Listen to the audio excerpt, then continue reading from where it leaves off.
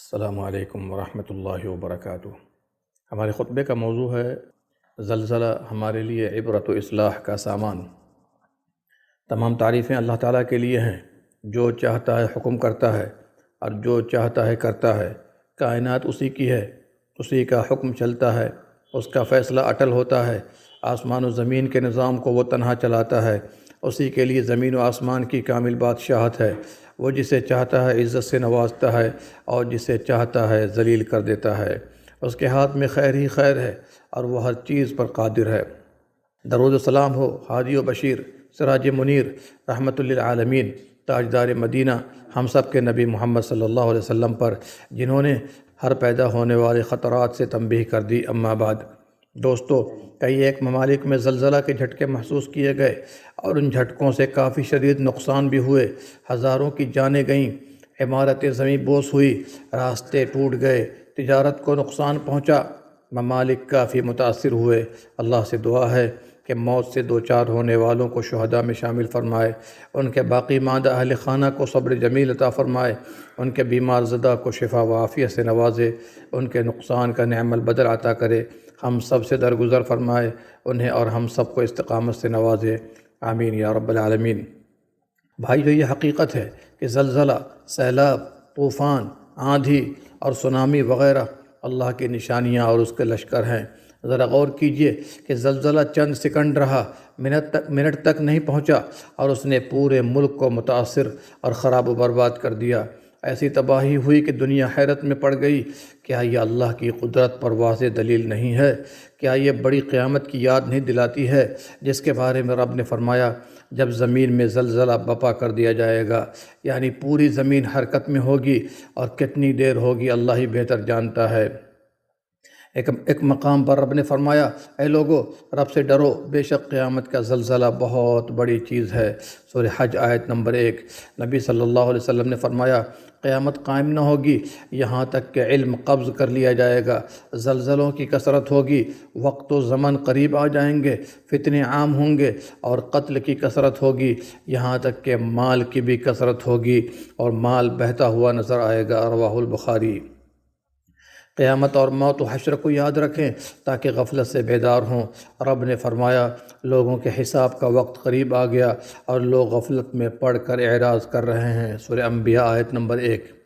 جب اللہ سبحانہ و تعالیٰ اپنی نشانیاں بھیجتا ہے، انتقام لینے پر آتا ہے، تو ساری طاقت بے بس ہو جاتی ہے، ٹیکنالوجی دھری کی دھری رہ جاتی ہے، اللہ کی قوت کے سامنے سبھی گھٹنے ٹیک دیتے ہیں۔ سچ فرمایا اللہ نے، انسان کمزور پیدا کیا گیا۔ زلزلے اور اس کی تباہی کے متعلق جو ویڈیو اور تصاویر آئے ہیں، اس سے واضح ہوتا ہے کہ طوفان کے سبب سینکڑوں گھر، ہوٹلز، گاڑیاں، سڑک اور جہاز اوندھے منہ گر پڑے۔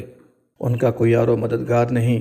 یہ خوفناک مناظر واضح کرتے ہیں کہ ترقی یافتہ ممالک علم، ٹیکنالوجی، طاقت و قوت، مقام و مرتبہ اور دفاع میں کتنوں ہی آگے بڑھ جائیں، وہ اللہ کی قوت و طاقت کے سامنے کمزور و بے بس ہیں، اللہ کی سزا و عذاب کو رد کرنے سے عاجز ہیں۔ اللہ نے فرمایا، اور تم لوگ زمین اور نہ ہی آسمان میں عاجز کرنے والے ہو، اور اللہ کے سوا تمہارا نہ کوئی حمایتی ہے اور نہ کوئی مددگار۔ اللہ کے بندو، جو لوگ اللہ کی قضا و قدر پر یقین نہیں رکھتے، رب کی حکمت بالغہ اور اس کی نشانیوں و سزاؤں پر ایمان سے محروم ہیں، تو وہ ان نشانیوں اور سزا الہی میں عقلی نقطے تلاش کرتے ہیں اور اللہ تعالیٰ سے مزید دور ہوتے چلے جاتے ہیں۔ ان کا کہنا ہے کہ یہ زلزلہ سمندر کے نیچے زمین کی حرکت کے سبب ہے، اسی سے بلندی پر موج واقع ہوتی ہے جنہیں سونامی کہا جاتا ہے، اور یہ وہی ہے جو کئی سال قبل محیط ہندی میں واقع ہوا، اس میں بھی 2.5 لاکھ آبادی تباہی کے گھاٹ اتری تھی۔ ان سبھوں کو یہ معلوم نہیں کہ زلزلہ، طوفان، سونامی، سیلاب اور مختلف جھٹکے اللہ کے لشکر ہیں، انہیں کافروں و مشرکوں کو ڈرانے، اہل ایمان کی آزمائش اور گنہگاروں و شہوت پرستوں کو بیدار کرنے کے لیے بھیجتا ہے۔ فرمان باری تعالیٰ ہے، وَمَا نُرْسِلُ بِالْآيَاتِ إِلَّا تَخْوِيفًا، ہم تو لوگوں کو آگاہ کرنے کے لیے ہی نشانیاں بھیجتے ہیں۔ سورہ اسراء آیت نمبر 59۔ اللہ کے بندو، اللہ تعالیٰ اس کی کتابوں اور اس کے رسولوں پر ایمان رکھنے والے اس بات سے بخوبی واقف ہیں کہ ایک پتا بھی اللہ کے حکم کے بغیر نہیں گرتا۔ چہ جائے کہ زلزلہ و طوفان آئے، کائنات میں حرکت و سکون کا پیش آنا بغیر مشیت ربانی کے نہیں ہوتا، اور ہم اہل ایمان کا اس بات پر بھی ایمان ہے کہ اللہ کا کوئی کام حکمت سے خالی نہیں، تو یہ زلزلے، طوفان و سیلاب وغیرہ میں بھی بے انتہا حکمت مضمر ہیں۔ ان میں سے نمبر 1، وہ اللہ کی نشانیوں میں سے ایک نشانی ہے جو باری تعالیٰ کی قدرت پر واضح دلیل ہے کہ وہی اللہ اس وجود و کون میں تنہا تصرف کرتا ہے۔ نمبر 2، مصائب نازل فرما کر انسان کو ڈراتا ہے اور کفر و معاصی میں پڑے لوگوں کو ہوشیار کرتا ہے۔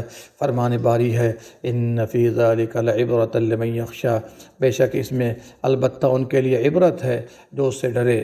مصائب و آلام، حوادث و آفات میں بندہ مسلم خالق کائنات اور مالک ارض و سما کی عظمت و قوت کا احساس کرتا ہے اور خود کو کمزور، ناقص اور ضعیف و عاجز پاتا ہے، اور وہ دنیا اور مال و زر جس کے پیچھے وہ بھاگتا ہے اسے لامحالہ زوال ہے، فنا کے گھاٹ اترنا ہے۔ سچا اہل ایمان جب زلزلہ کا نام سنتا ہے تو وہ قیامت کے بڑے زلزلے کو دل و دماغ میں بسا کر نیک اعمال میں سبقت کرتا ہے۔ قیامت کا وہ زلزلہ جس میں دودھ پلانے والیاں دودھ پلانا چھوڑ دیں گی، حاملہ کے حمل گر جائیں گے، بچے بوڑھے ہو جائیں گے، بڑا ہولناک دن ہوگا، اس سے وہی محفوظ ہوگا جس نے نجات کی راہ اختیار کی ہوگی۔ زلزلوں سے ہمارے دل یقیناً کانپ گئے، چہرے مرجھا گئے، آنکھیں ڈبڈبا گئیں، ہمیں اپنی غلطی و کوتاہی کا احساس ہونے لگا کہ کہیں ہمارے ساتھ بھی ایسا معاملہ نہ پیش آ جائے۔ نمبر 3، یہ حوادث جن پر آتے ہیں وہ ان کے لیے مقام عبرت ہے اور دوسرے لوگوں کے لیے بھی، تاکہ باقی زندگی کو رب کی مرضی کے مطابق گزاریں، برائیوں کی اصلاح کریں، اور سب سے بڑی بات یہ ہے کہ شرک و بدعت سے دور ہوں، ورنہ اس سے بڑے جھٹکے بھی آ سکتے ہیں، اور اصل گرفت تو آخرت کی گرفت ہے۔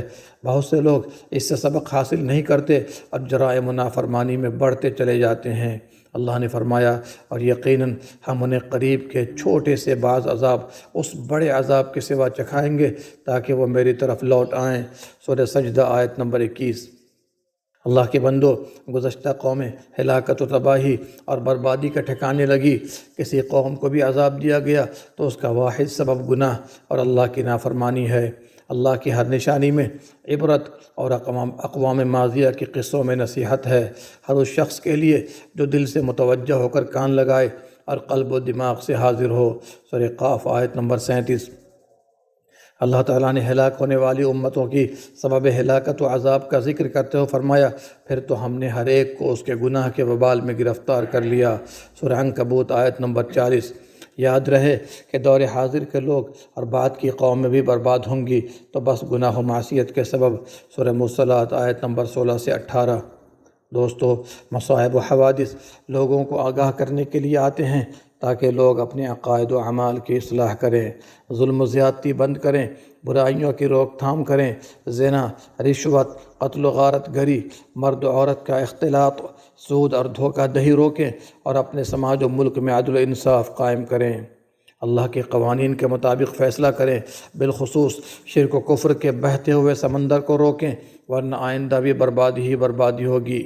فرمان ازدی ہے، اور ہم بستیوں کو اسی وقت ہلاک کرتے ہیں جب وہاں کے باشندے ظلم و ستم پر کمر کس لیں۔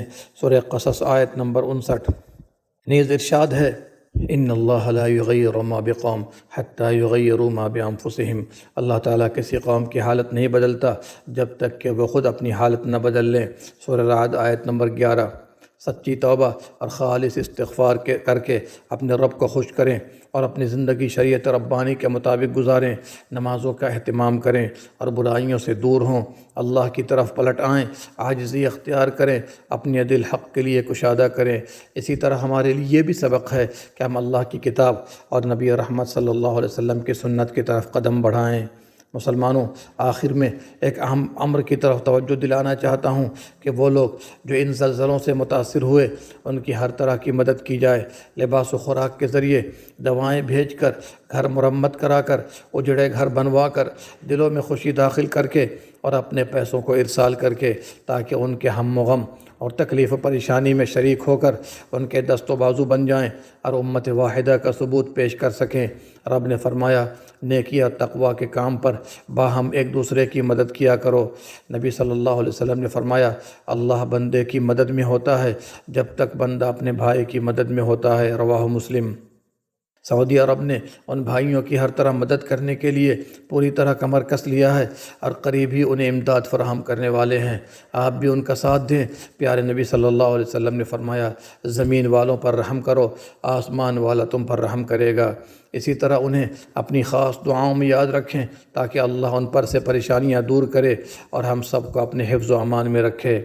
اللہ سے دعا گو ہوں کہ اے رب ہمارے بھائی بہن اور نادار بچے جو زلزلہ سے متاثر ہیں ان کی غیبی مدد فرما، ان کے گناہوں کو معاف فرما، انہیں صبر جمیل عطا فرما، ان کے مکانوں کو آباد فرما، انہیں استقامت سے نواز، ان کے خوف کو امن سے بدل دے، ان کے فوت شدگان کی مغفرت فرما، انہیں جنت میں اعلیٰ مقام نصیب فرما اور ہم سب کے ساتھ بھی بہتر سے بہتر معاملہ فرما اور اسلام و مسلمانوں کو سربلند فرما۔